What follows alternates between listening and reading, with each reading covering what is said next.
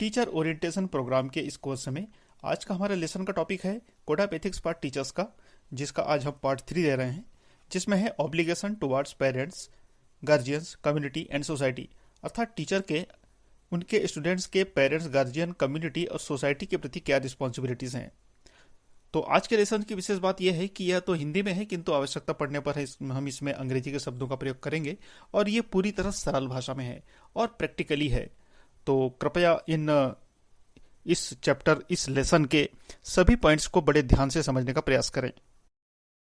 सबसे पहली बात हम इसमें देखते हैं, establishes a relationship of trust with parents guardian in the interest of all round development of students. छात्रों के समग्र विकास के लिए टीचर के द्वारा एक ऐसा संबंध स्थापित करना पेरेंट्स और गार्जियंस के साथ में कि वो आप पर पूरी तरह विश्वास कर सकें। पेरेंट्स के द्वारा आप देखते होंगे कभी कभी उनके बच्चों के परफॉर्मेंस के कारण वो टीचर से शिकायत करते हैं और ऐसी स्थिति में वो अपने बच्चों की कमियों को छिपा देते हैं। तब टीचर्स की जिम्मेदारी बन जाती है कि वो उन पेरेंट्स को अच्छी तरह हैंडल करे और उस स्थिति को संभाले। टीचिंग और लर्निंग दोनों को मेंटेन करने की रिस्पॉन्सिबिलिटी टीचर की ही होती है।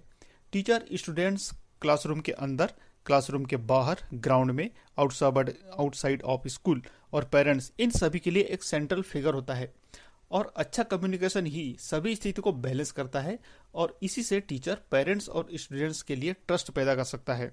तो वही शिक्षक सफल माना जा सकता है जिसकी कम्युनिकेशन स्किल्स अच्छी हो। अर्थात किसी भी तरह की कोई स्थिति बनती है तो ऐसे टीचर ऐसी स्थिति को बहुत अच्छी तरह मेंटेन कर पाते हैं। अगला पॉइंट हम देखते हैं, desist from doing anything which is derogatory to the respect of the child और हिज पेरेंट और गार्जियन। दूसरे बच्चों के सामने किसी स्टूडेंट को डांटना उस बच्चे के लिए काफी तकलीफदेह होता है। स्कूल में बच्चे अलग अलग religion, caste, different economic background से आते हैं, अतएव किसी को भी इस आधार पर डेरोगेटरी रिमार्क नहीं करना चाहिए। इसी तरह पेरेंट्स के सामने भी बच्चे को डांटना उसकी डिग्निटी को क्षति पहुंचाता है और इसका असर उस बच्चे की पूरी जिंदगी भर पड़ता है और यहां तक कि उसकी लर्निंग प्रोसेस पर भी पड़ता है।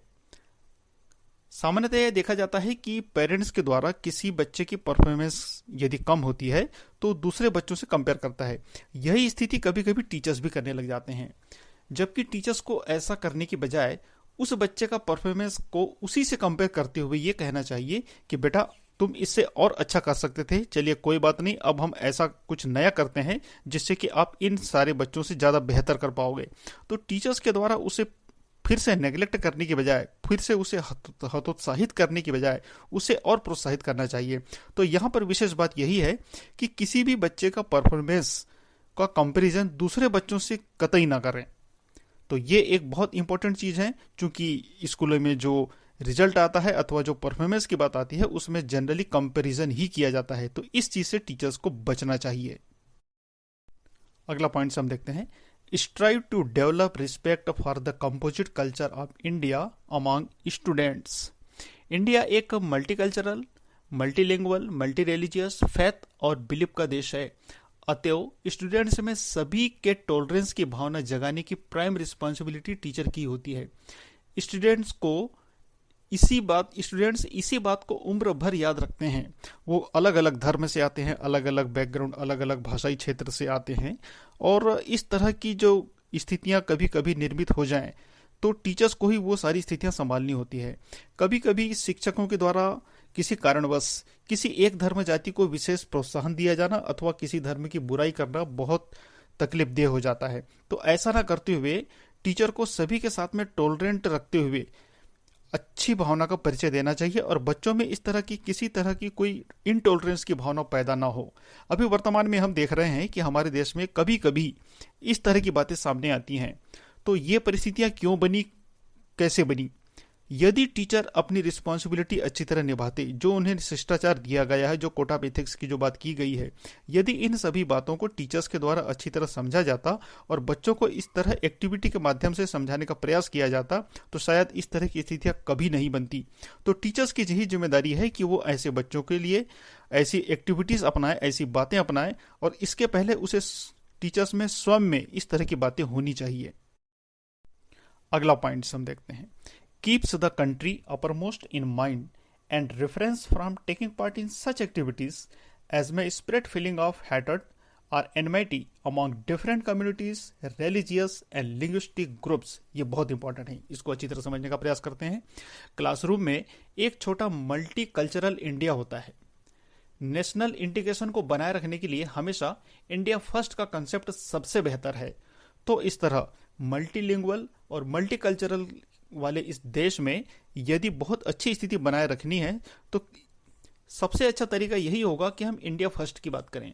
कभी भी किसी विशेष लैंग्वेज, कास्ट, रिलीजन की तारीफ अथवा बुराई करने के बजाय सभी को समान महत्व देते हुए नेशनल इंटीग्रेशन की बात करते हुए अच्छा माहौल बनाया जा सकता है। तो इस तरह यह जो भावना है यह यदि छात्रों में विकसित की जाए, और ये बात सबसे पहले टीचर्स आपस में इस तरह का डिस्कशन करने के बाद कुछ ऐसी योजना बनाए कि यदि कहीं कोई इस तरह की घटना होती है तो उन बच्चों के माध्यम से स्थितियों को संभाला जा सकता है। और यहाँ पर इंडिया फर्स्ट वाला जो कंसेप्ट है ये काफी कारगर साबित हो सकता है। तो इस तरह हमने अभी देखा कि टीचर्स के द्वारा जो रिस्पॉन्सिबिलिटी अपनाई जाने की जो बात कही गई है कोड ऑफ एथिक्स में, ये यदि वाकई भी टीचर अपनाता है तो बहुत अच्छी परिस्थितियां बन सकती है और शिक्षक का उस समाज के प्रति भरोसा पैदा हो सकता है। समाज का प्रत्येक व्यक्ति ऐसे शिक्षकों पर निश्चित रूप से भरोसा करेगा क्योंकि वह टीचर कम्युनिकेशन स्किल रखता है, हर तरह की जानकारियां रखता है और अपने बच्चों के माध्यम से उन बड़ों को, उनके पेरेंट्स को अच्छी तरह समझा सकता है। संभव है इस लेसन को पूरा सुनने के बाद में आपके मन में यह आता होगा कि यह पूरी तरह आदर्श स्थिति है, ऐसा संभव नहीं है।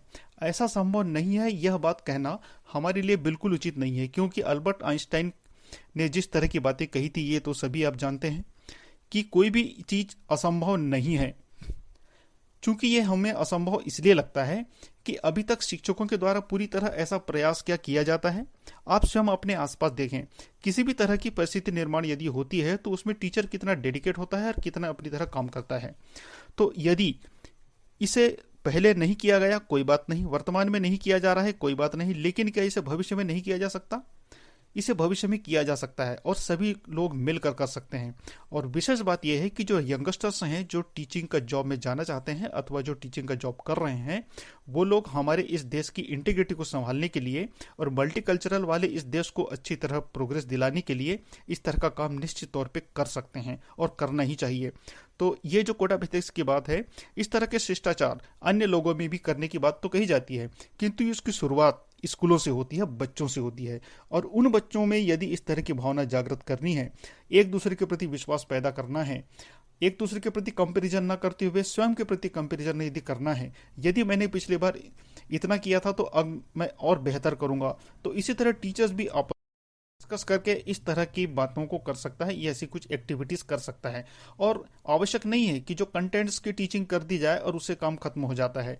उस कंटेंट्स के साथ में हम ऐसे एग्जाम्पल्स भी प्रस्तुत कर सकते हैं जिससे इस तरह की बातों को समाहित किया जा सके।